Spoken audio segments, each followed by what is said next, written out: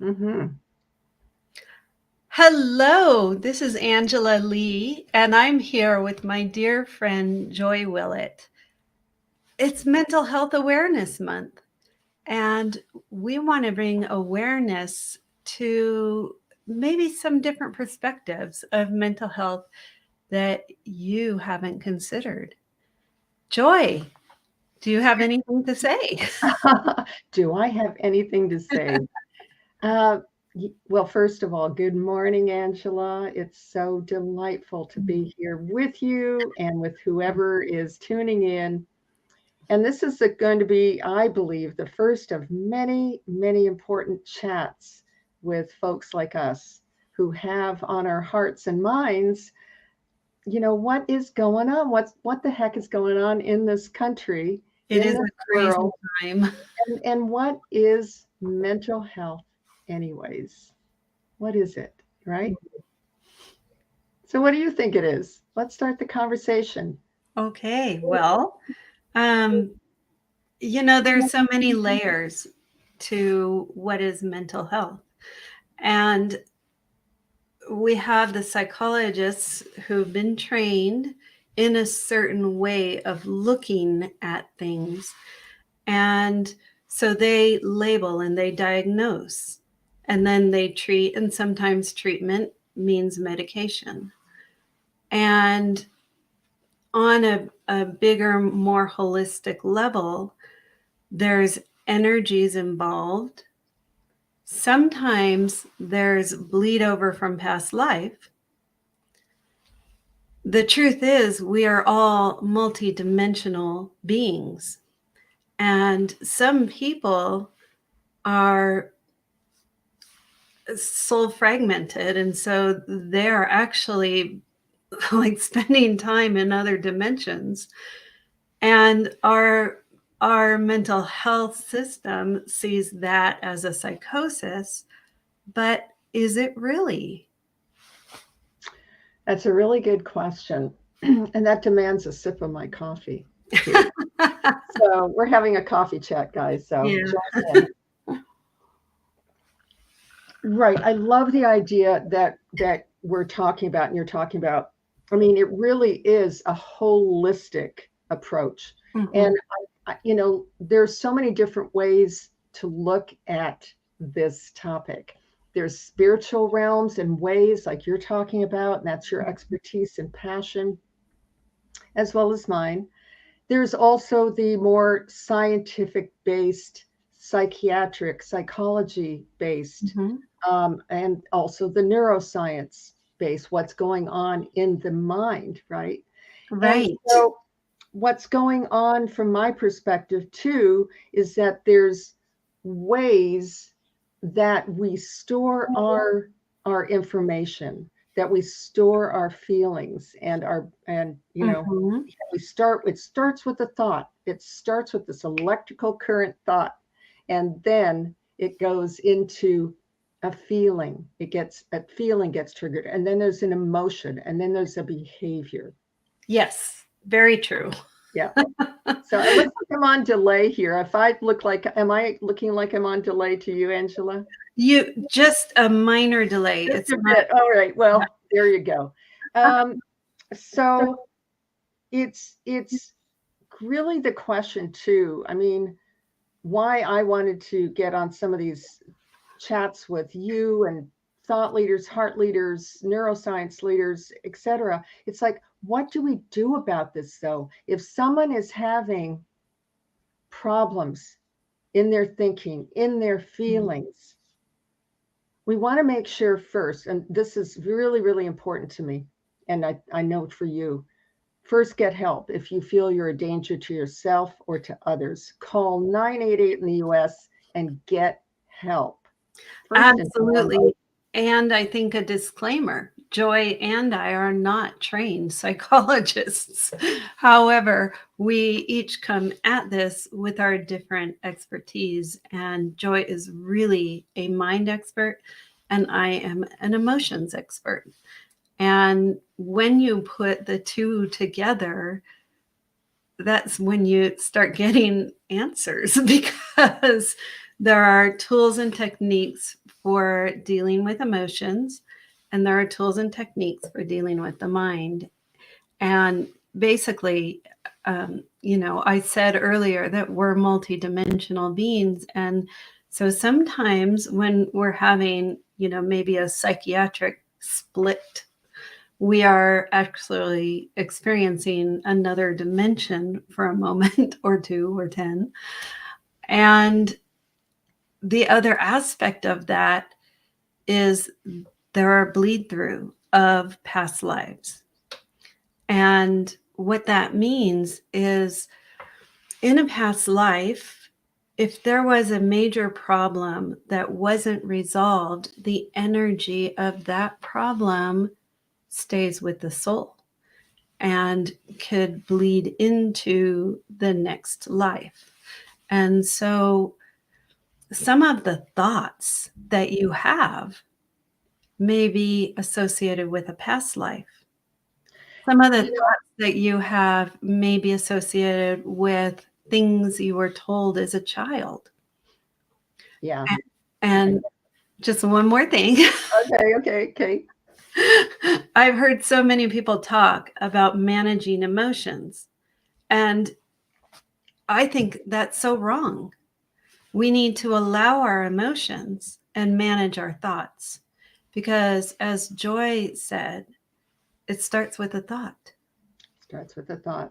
Yeah. Yeah, I was just going to jump in here, playfully and respectfully, because not everybody on the planet believes in other lifetimes.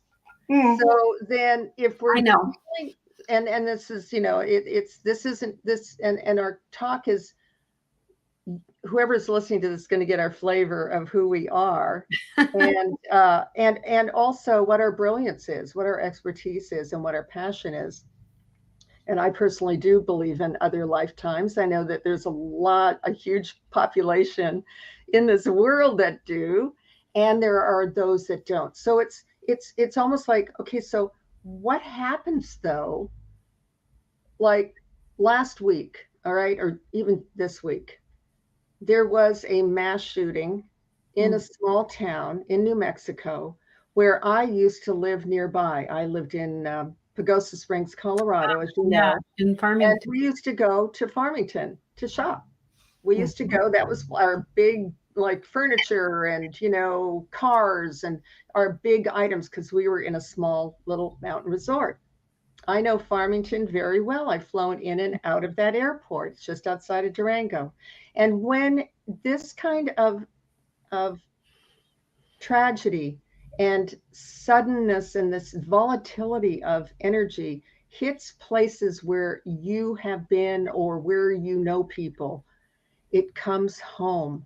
And Indeed. so the questions are too, it's like, well, what's going on behind the scenes of someone's mind? Like you were saying, Angela, your brilliance, well, you're brilliant in many different ways, of Oh, course.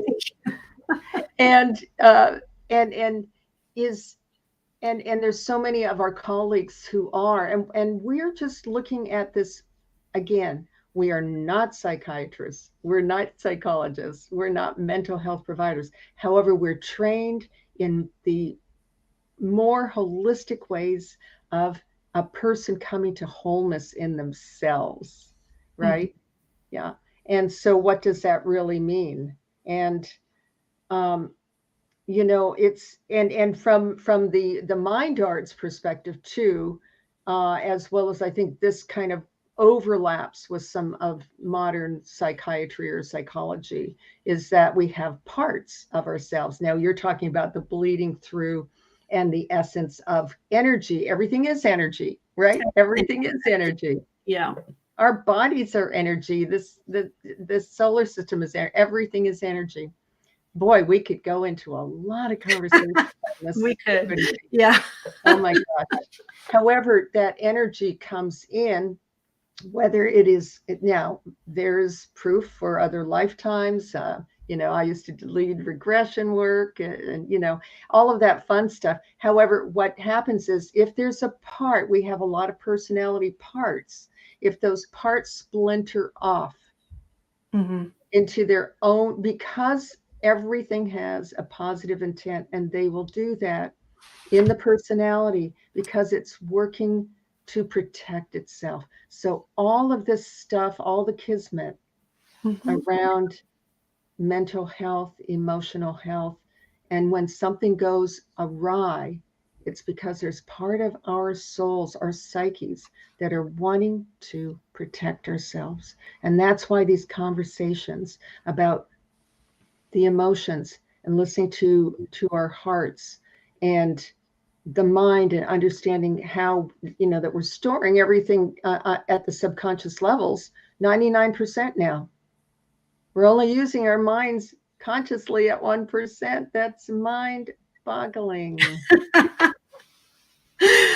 it's like, I want to go. What else is happening underneath? Okay, take it away, young Yeah, lady.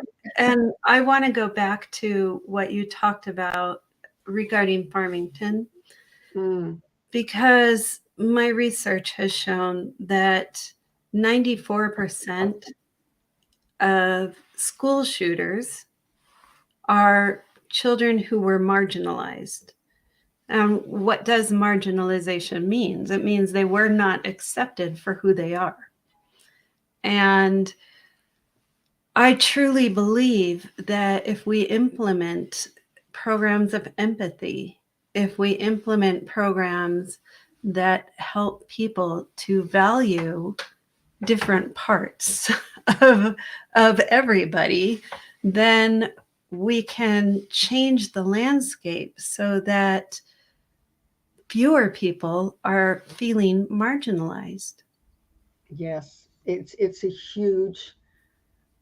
huge arena, especially in our school systems. And we've just come through the COVID years, the pandemic years, Angela, where kids were having to stay at home. And there's so many different layers and levels of understanding this, from social media pressure. And by the way, some of the research I've heard is that, uh, you know, teenage girls have more depression, dramatically more depression in this time than ever before. And, there's suicide, there's the different substance abuse. And we really need to get back together where we have also the generations where there's connectedness. It comes down to connectedness and feeling valid, doesn't it? And yes, and what lies underneath intolerance, what lies underneath the marginalization of someone who is different, is fear. Mm-hmm. And it's fear that they're different, they're going to try and change me, I don't want to be changed. And there's actually many layers to it. But one of the viewers posted a comment: these school shooters are attempting to meet a need in a seemingly inappropriate way. And that is true. They're attempting to be seen. Exactly. Everything has a positive intent in our behavior. And even if it's the most incredulous, horrific, they are on some level wanting it, whether it's a conscious wanting to be seen, acting out, or just frustration, or whatever it is. And again, most of these, well, again, we'll talk about this at another time more in depth, but a lot of the programs, so that's where I come into play, Angela, is the programming, which is our software. It's the software of our unconscious mind gets programmed when we're tiny little babies, even in the womb. And if you do believe in past lives, even if you don't, the unconscious mind will actually go back into other lifetimes and trace where something has its root cause. It's fascinating, fascinating stuff. Mm-hmm. And the point of this conversation for us is to say, guys, we're all walking around. We're kind of all the walking wounded on some level, because we have to continuously become aware of what's running our lives, our hearts, our minds, our bodies. Everything is affected by by the software of the unconscious mind. We have a conscious mind, and we also have a super conscious mind that today we're talking, and then we have our heart and the emotions, and how we interpret it, how we interpret what we made up when we were these tiny little beings, hearing things, experiencing things, and making something up, and that stays with us, and then it gets compounded. Yeah, and it's so true what you're saying. The I call it filters. We take on, when we are a child, an adult in our life tells us something, and sometimes it's a critical thing about us or who we are. And because we're a child and they're an adult, at that moment in our life, we believe that they're telling us truth. But the Talmud says, we don't see the world as it is, we see it as we are. And what that means is that adult was speaking a truth to them, but not a universal truth. Right. And that truth to them revealed who they were in that moment. So we can begin to strip off those filters that were handed to us from childhood so that we can see the world through our truth rather than someone else's truth. Exactly. Perception is projection. And we are all projecting, we're perceiving the world. And yes, it's like you said, it's like, and I like to explain to people, it's like different colored sunglasses or glasses that we put on, and we interpret the world. And that's even why somebody can see something, you know, like a parade going down the street, and people will have different ways of interpreting it. If you talk to a policeman and ask them about investigating a crime, if they had 10 witnesses, they're going to get 10 different stories of what happened. Yeah, exactly. And so that just means that our perceptions are filtered through the experiences of our childhood, the things people told us about how life is. We have so many filters. And once we understand that we have these filters, then we can start asking that question. Does this way of looking at this circumstance, is that helping me or is it hindering me? And depending on the answer, you can discard that particular filter. Just let it go. You don't need it. That is true. Yet what I've noticed too, Angela, is that to let it go sometimes at the conscious mind level is a little harder than sometimes it seems. That's so true. Is the change, all change happens at the subconscious levels because that's where the program is. So there's different ways to get in there, lots of different ways to access that. But that is where the program's sitting there, and that's where we have to go in with all the different tools, techniques, modalities that people have to go in and change it. However, as you're saying, to notice it, to begin to notice it and to experience it and to become aware and awake. This isn't necessarily my stuff. We call it stuff, right? It's like you said, it's usually people of authority and who were either religious leaders, parents, teachers, even a favorite uncle. It could have been an older brother or sister that said something, and we took it in because as children we're like, made it a truth about who we are. we're open sponges, and we take it in and it just comes right in, and we make something up about who we are. So gosh, again, this is, and I hope people are okay with this like delayed response on my end. It's kind of driving me a little bananas, but it's not as noticeable here. It is what it is. I, you know, I just feel that, I've had personal experiences in my life where people who I dearly love have had major mental health problems. And there are people in my life still that have major mental health issues. And it's what started me on this quest, Angela, years ago, because I was like, how do we stay aligned in ourselves? And this is going to be an ongoing, global question of how can we help others and ourselves to heal. It's all about healing and to take the stigma off. Somebody having a mental illness or an emotional illness, they're all very combined together, aren't they, Angela? It's like the same as having physical.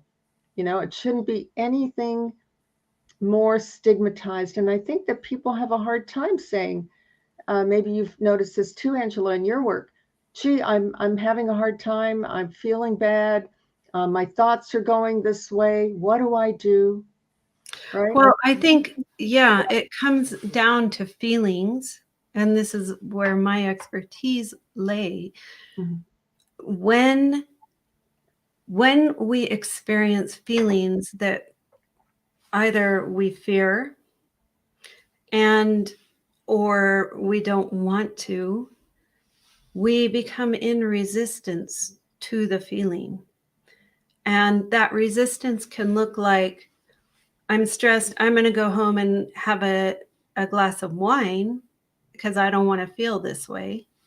It can look like, I'm going to eat every donut I see in front of me. It can look like, I'm going to self-harm and cut myself. It can look like alcohol or drug abuse as an escape from feeling. And it's like this fear of feeling has been the biggest lie that has ever been visited on this planet. Feelings are information. Feelings tell us how we feel about our circumstances. They are not good. They are not bad. They are feelings. It's energy. And when we can learn as a whole society to just allow our feelings, then all these societal ills start going away.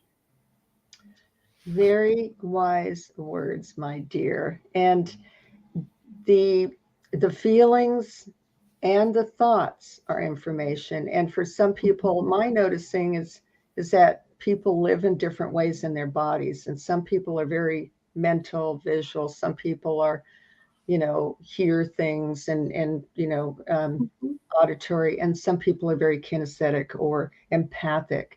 And so there's different ways that we as human beings live in our bodies, live in our souls, live as we are. And then so some people are going to be more thought based, even though everything does start, even if it's just I've got a feeling, it originated, what we've noticed in the neuroscience fields, that it has originated with that electrical thought, right? An electrical thought current that produces a feeling or an which then goes into an emotion. And the emotion or the heart, we could get on a whole topic about heart coherence. The mind is, and the thoughts are the electrical current. The heart is the magnetic. They have their different fields of information and current, frequency. And so it's I think, to me, it's also it's all information, isn't it? And so if somebody's got a thought that comes up and they go, why am I thinking that?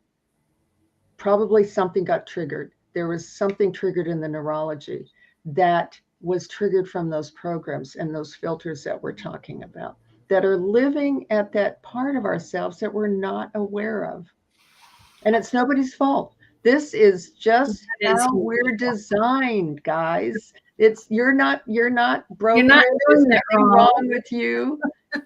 This is how we all are. And pretty much like I said, everyone is dealing with something, right? Everyone. Yeah, and what I really, when I'm speaking with clients, when I'm speaking with my audience, I tell people that the story of your circumstance is what actually prolongs your exposure to feeling. And so if you're feeling in a way you don't want to, angry, sad, upset, it's important to disconnect your story, your thoughts from your feelings. And you do that through focused attention on your feeling. How intense is that feeling? Is it sharp? Is it pointed? Is it a ball of energy? What does it feel like inside? And where is it? Can you assign a color to it? Just give deep, focused attention to the feeling, name the feeling, and allow. Feel, name, allow. It's a 3-step process that allows the energy to flow. And when you're not in resistance to a feeling and you give permission to that feeling to flow, that energy does not build up in your cellular structure. It does not stay stuck in your subconscious. And so, that being able to disconnect from the story and focus only on the feeling just for a few minutes means that you're free from that emotional trigger. Yeah. No, I love it. And again, it's like, and then again, the things that I work with is how to like change the story. Oh, The yes. thoughts, That's an important factor. change the Yes. programming. And so again, I'm not going to get in. If anyone wants to find out more about what we each do, get in touch with us. This was more just to even go, hey, what is going on? What can we do as human beings, as caring, compassionate human beings, like ourselves? We're parents, and I'm a grandparent, and we have colleagues, and we have. It's like enough is enough. Enough is enough, Angela. And with uh, this With the I don't know, state. this shebang that's going on in this country, and it's a call to action for each one of us, wherever we are in our lives. Start the conversation, I would say, with your colleagues, with your family, with your friends, whatever age you are, guys. And it's time for this healing to begin. And it's going to come from understanding our minds and clearing the And programs our emotions. and our emotions and accepting our emotions, and then also getting into community talks and how we can help. So it's so vast and vital, though, this topic. And we it's kind of like, we just have to start chipping away at it before it gets any worse. We're going to keep that envisioning that we're going to find these answers. And we, each of us, and Angela has her brilliance, I have my brilliance, and our passions, that we can all share together to help this world. And that's why we're doing what we do in our own practices. And we are, in fact, Angela's the author of, I'm looking at her, Bella Santini Chronicles. Tell us a little bit about your beautiful books. Oh, thank you, Angela. Joy. What my books do is, through an engaging fairy tale, teaches kids, it empowers kids to understand their emotions, to understand their emotional triggers, to step out of victim consciousness, and to learn to maneuver through the world from a space of emotional well-being. And I honestly believe that's a critical skill that we need to give our kids. I love that, because kids really live in their emotions. We do too, but as adults, we kind of start pushing it down, and that's part of the problem. Well, that's part of the programming, right? Yeah. How many of us heard "Don't cry" when our parents picked us up? And it's part of our, again, there's a whole rhyme and reason how we shut down from the unconscious mind, and how we create that wedge. It's fascinating to learn, and that's stuff that, as you know, that I teach, and I teach people how to understand those different levels of the mind and how to reprogram it. I bought your book for my granddaughter, Grace. So I have to get the review from her, because, again, stories, especially fairy tales, because Einstein said, if you want your kids to be smart, read them fairy tales.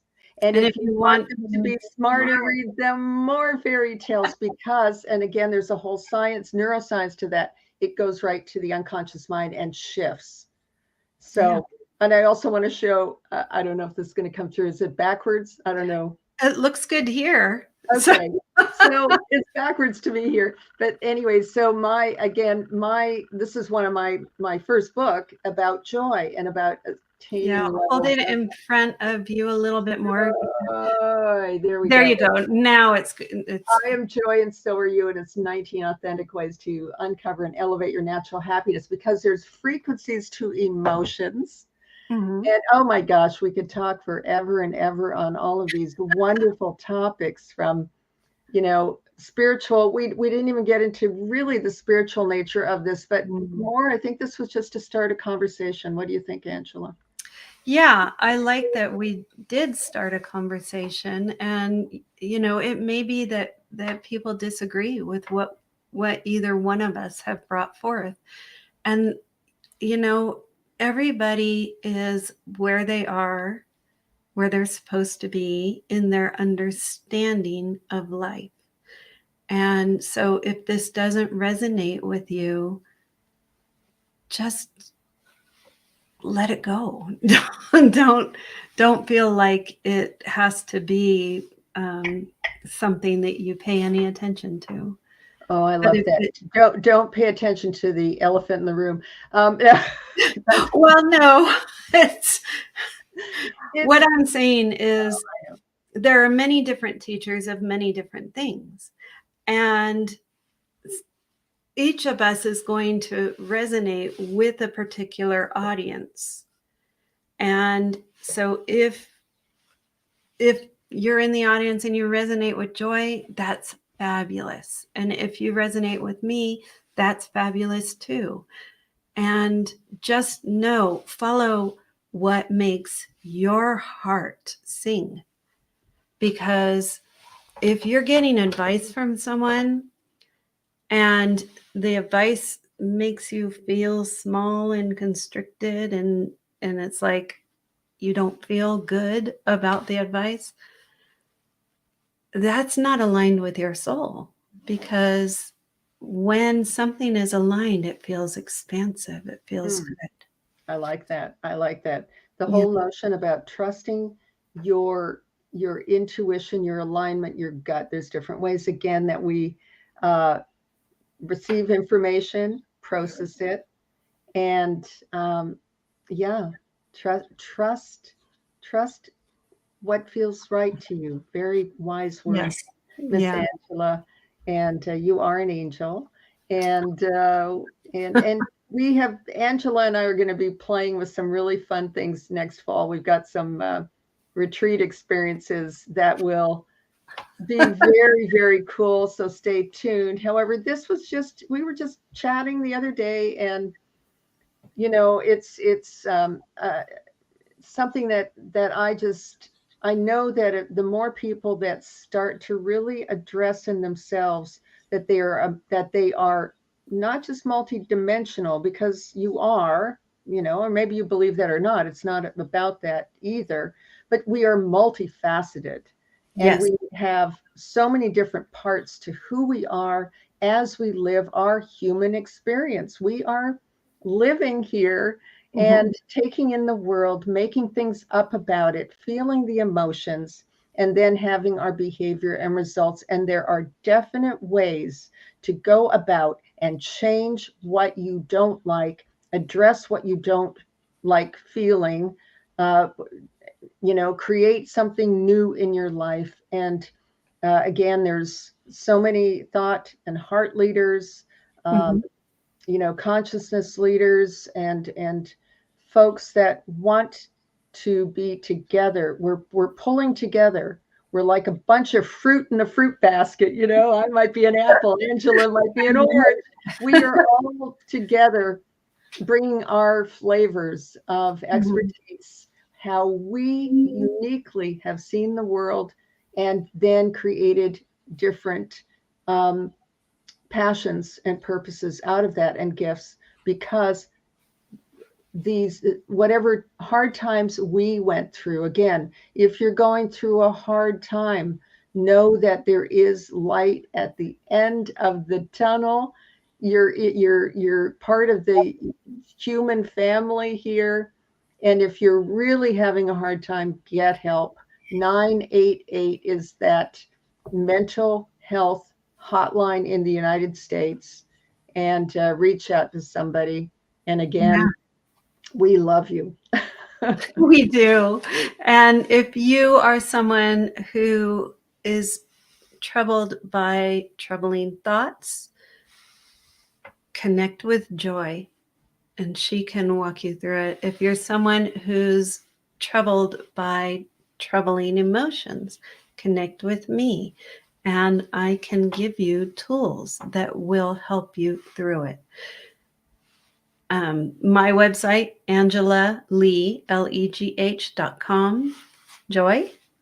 My website is joydwillett.com, or reach out wherever you're finding this. DM me, look me up, or if we're here for you guys. And again, we'll have more conversations, and I just really envision that we're going to have, Angela, more of these talks where there's so many other our colleagues, like I said, who have their brilliances of working with different parts of who we are as human beings. It's a holistic journey. It's a holistic journey of mental, emotional, physical well-being. Mm-hmm. And it's so important. And this delay here is driving me a little bananas, but oh well. You know what? We're gonna have to close down anyway. All right. Well, we're gonna end this broadcast. We thank you, the viewers, anyone who watched it live, anyone who saw a replay. We thank you, and we send you blessings. Yes. Thank you, Angela.